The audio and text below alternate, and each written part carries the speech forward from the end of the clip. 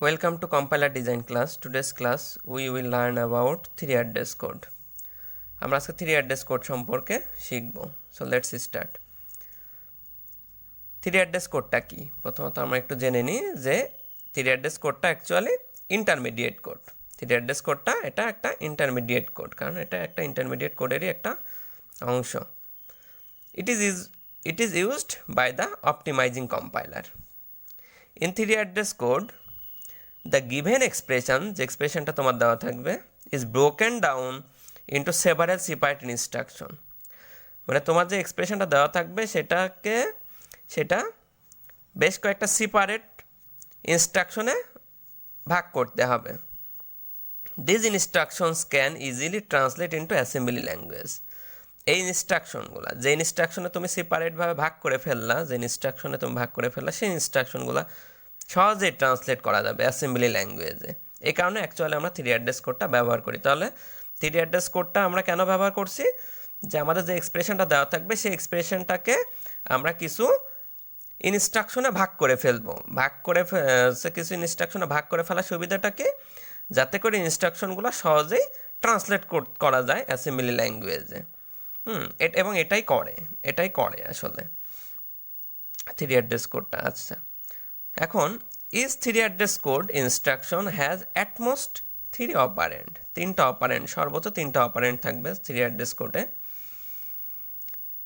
It is a combination of assignment এবং binary অপারেটরের কম্বিনেশনে থাকবে। যেমন এখানে একটু দেখি, in 3 address code there is at most 1 operator. একটা অপারেটর থাকতেই হবে, সর্বোচ্চ একটা অপারেটর থাকতে হবে on the right side of an instruction. যে কোনো একটা ইনস্ট্রাকশনের রাইট সাইডে অবশ্যই একটা অপারেটর থাকতে হবে 3 অ্যাড্রেস কোডে। যেমন এই এক্সাম্পলটা দেখি, এটা একটা এক্সপ্রেশন। এই এক্সপ্রেশনে কি আছে? a plus B multiply C. তাহলে পরে এটা 3 অ্যাড্রেস কোডটা আমরা কিভাবে লিখব? যেমন বি মাল্টিপ্লাই সি আমরা একটা টেম্পোরারি ভেরিয়েবলের মধ্যে নিলাম, সেটা হচ্ছে টি1 ইকুয়াল বি মাল্টিপ্লাই সি। এখন বি মাল্টিপ্লাই সিটা আবার কি এর সাথে যোগ হয়ে আছে, তাহলে পরে এর সাথে যোগ হয়ে আছে বি মাল্টিপ্লাই সি, তার মানে কি টি1। এর সাথে যোগ হয়ে আছে টি1, মানে কি এ প্লাস বি মাল্টিপ্লাই সি। এটাকে আবার কোনো একটা ভেরিয়েবল বা কোনো একটা অপারেন্ডে রাখতে হবে। তো আমরা একটা টেম্পোরারি ভেরিয়েবল নিলাম টি2, সেখানে রেখে দিলাম। তাহলে পরে আমরা আমার কাঙ্ক্ষিত এ প্লাস বি মাল্টিপ্লাই সি এই রেজাল্টটা পেয়ে যাব। তো এইভাবে আমরা কি করব?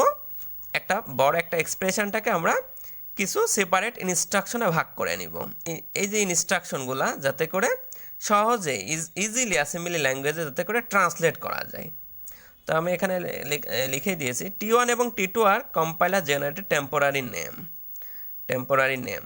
টি1 এবং টি2 হচ্ছে টেম্পোরারি ভেরিয়েবল। এখন আমরা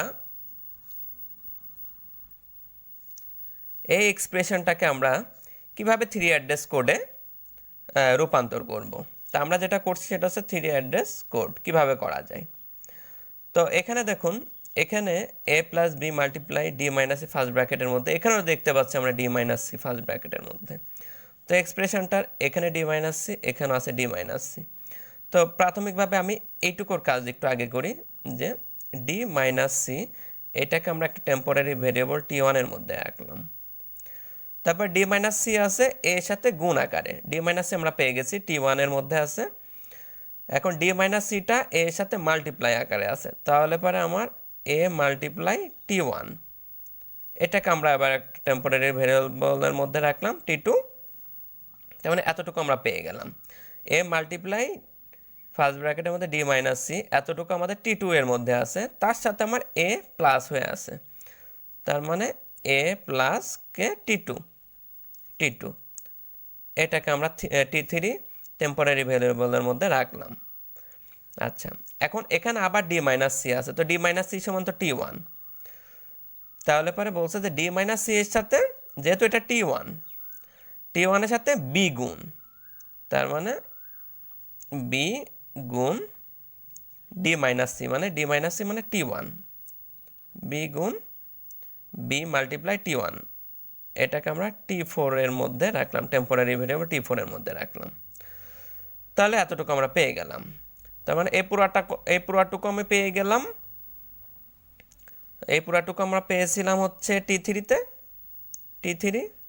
আর এই পুরাটুকু পেয়েছি হচ্ছে টি4-এ, অর্থাৎ এই সম্পূর্ণটুকু আমরা পেয়েছি টি4-এ। তাহলে টি3 প্লাস টি4, তাহলে টি3 প্লাস টি4 আমরা টি5-এর মধ্যে রাখলাম।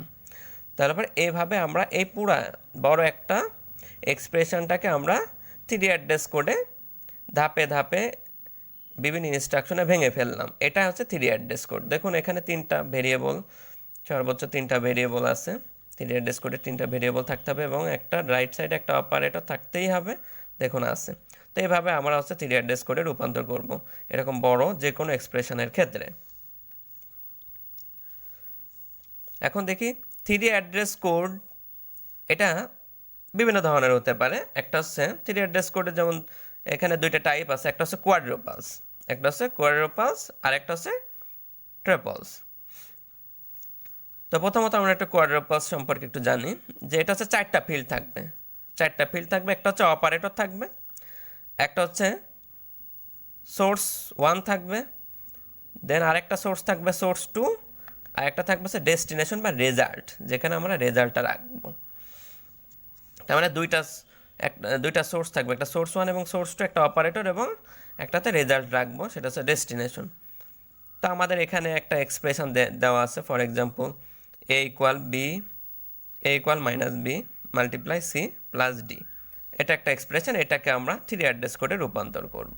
3 অ্যাড্রেস কোডে এটা একটা এক্সপ্রেশন, এটাকে আমরা 3 অ্যাড্রেস কোডে রূপান্তর করব। তো এটাকে আমরা কীভাবে 3 অ্যাড্রেস কোডে রূপান্তর করতে পারি আমরা একটু দেখি। তো এখানে আছে মাইনাস বি, তাহলে আমরা লিখলাম মাইনাস বি ইকুয়াল টি1, এটা টেম্পোরারি ভেরিয়েবল টি1-এর মধ্যে মাইনাস বি রাখলাম। তারপরে আছে আমার এখানে সি প্লাস ডি, তার মানে আমরা সি প্লাস ডিটাকে আমরা আরেকটা টেম্পোরারি ভেরিয়েবল টি2-এর মধ্যে রাখলাম। এখন এটা টি1 আর এটা টি2, এদেরকে গুণ করতে হবে, অর্থাৎ টি1 মাল্টিপ্লাই টি2, এটা গুণ করলাম। গুণ করে আমরা আরেকটা টেম্পোরারি ভেরিয়েবল দেব টি4। এখন টি4 পেলাম। এখন এই টি4টাকে এখন এর মধ্যে রাখতে হবে, কারণ পুরো এক্সপ্রেশনটা এটা অ্যাসাইন হয়েছে এর মধ্যে, অর্থাৎ টি4টাকে আমাদের এর মধ্যে রেখে দিলাম। তো এইভাবে আমরা যে কোনো এক্সপ্রেশনকে 3 অ্যাড্রেস করে রূপান্তর করব। এখন এর কোয়াড্রোপালস কীভাবে আমাদের দেখাতে হবে। তো 3 অ্যাড্রেস কোডের ক্ষেত্রে তোমরা, যেমন আমি এখানে টি3 লিখেছি, তো তোমরা এখানে টি2ও লিখে দিতে পারো, দেন এখানে টি2, এখানে টি3 লিখে দিলেও হবে। তো যাই হোক, তো আমরা এখন একটু কোয়াড্রোপালস কীভাবে করতে হবে একটু দেখি। তো আমরা ধরে নিলাম এটা হচ্ছে 1 নম্বর, এটা হচ্ছে 2 নম্বর, এটা 3 নম্বর, এটা 4 নম্বর। তো 1 নম্বরের ক্ষেত্রে আমরা কীভাবে লিখবো কোয়াড্রোপালস দেখি। তো আমার এখানে প্রথমত আছে কি অপারেটর। তো প্রথম 1 নম্বর একটু দেখি, প্রথমত আছে আমার অপারেটর কি আছে মাইনাস, অর্থাৎ আমার এখানে মাইনাস। তারপরে আমার এখানে কি আছে সোর্স 1 অর্থাৎ বি, সোর্স 2 নম্বর কোনো সোর্স নাই অর্থাৎ ফাঁকা। রেজাল্ট কোথায় রেখেছি টি1-এর মধ্যে, রেজাল্ট রেখেছি টি1-এর মধ্যে। এবার 2 নম্বরটা আমরা একটু দেখি। 2 নম্বর হচ্ছে একটা এক্সপ্রেশনটা একটু দেখি কি আছে আমার এখানে। অপারেটর কি আছে প্লাস, অর্থাৎ প্লাস অপারেটর। সোর্স 1 কি আছে সি, এখানে সি। সোর্স 2 আছে ডি দিয়ে দিলাম। রেজাল্টটা কোথায় রাখছে টি3-তে আমি রেজাল্ট রেখে দিলাম। দেন 3 নম্বর এক্সপ্রেশন একটু দেখি। 3 নম্বরে কি আছে, প্রথম অপারেটরটা কি আছে দেখি। অপারেটর যেহেতু মাল্টিপ্লাই, তো আমরা মাল্টিপ্লাই লিখব, অপারেটরটা মাল্টিপ্লাই। তারপর সোর্স কি আছে টি1, অর্থাৎ আমরা এখানে কি লিখব টি1 লিখব। দেন সেকেন্ড সোর্সটা কি টি3 লিখলাম। তারপর রেজাল্টটা কোথায় রেখেছে টি4-এ রেখেছে, অর্থাৎ টি4। 4 নম্বরটা একটু দেখি। 4 নম্বরে দেখুন এখানে কোনো অপারেটর না, অর্থাৎ অপারেটর নাই, ফাঁকা, অর্থাৎ গ্যাপ। এখানে সোর্স 1 হচ্ছে টি4টা আমার সোর্স 1, সেকেন্ড সোর্স নাই, এবং রেজাল্টটা কোথায় রেখেছে, এ এর মধ্যে রেখেছে, অর্থাৎ রেজাল্টটা যাবে এ এর মধ্যে।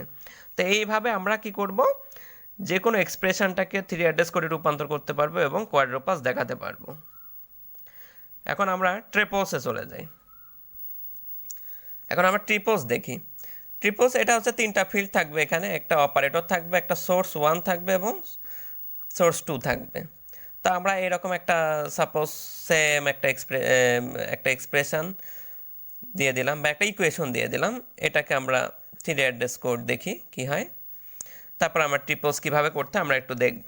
তো 3 অ্যাড্রেস কোডটা একটু দেখে আসি। তো প্রথমত সেম ওয়েতে আমরা -b এটাকে আমরা একটা টেম্পোরারি ভেরিয়েবল t1 এর মধ্যে রাখলাম। দেন c+d এটাকে আমরা t2 না t3, যেহেতু আগেরটা আমরা t3 ব্যবহার করেছি সো t3 লিখলাম। তারপরে t1 এবং t3 এটা মাল্টিপ্লাই হয়ে যাবে, t1 এবং t3টা মাল্টিপ্লাই হয়ে যাবে t4 এর মধ্যে। তারপরে রেজাল্টটা a এর মধ্যে যাবে, টোটাল রেজাল্টটা a এর মধ্যে যাবে। তাহলে পরে t4 পুরা রেজাল্টটা হোল্ড করে রেখেছে, যেটা কিনা এতে অ্যাসাইন হয়ে যাবে। এখন আমরা দেখি যে ট্রিপলসটা, এটার আমরা ট্রিপলস কিভাবে করব আমরা একটু দেখি। তো ধরে নিলাম এটা আমার 1 নম্বর, এটা 2 ইনস্ট্রাকশন, এটা 3, এটা 4। 1 নম্বরটা দেখি। তো প্রথমত আমার আছে অপারেটর অর্থাৎ মাইনাস, সো মাইনাস। তারপরে আমার আছে কি সোর্স বি, অর্থাৎ সোর্স 1 আমার বি, সোর্স 2। তো সোর্স 1 হচ্ছে বি, সোর্স 2 হচ্ছে আমার t1। 2 নম্বরে চলে গেলাম। 2 নম্বর আমরা দেখতে পাচ্ছি অপারেটর প্লাস সোর্স 1 কি হবে সি, সোর্স 2তে আমার হচ্ছে ডি আছে। 3 নম্বরে আমরা একটু যাই।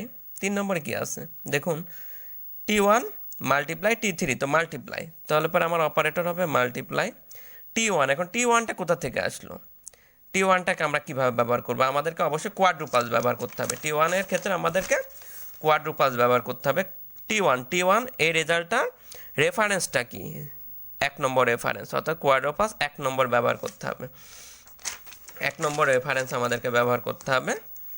তার মানে অর্থাৎ সোর্স 1 হবে, অর্থাৎ 1 নম্বর রেফারেন্স, কোয়াড্রোপাসের 1 নম্বর রেফারেন্স ব্যবহার করতে হবে।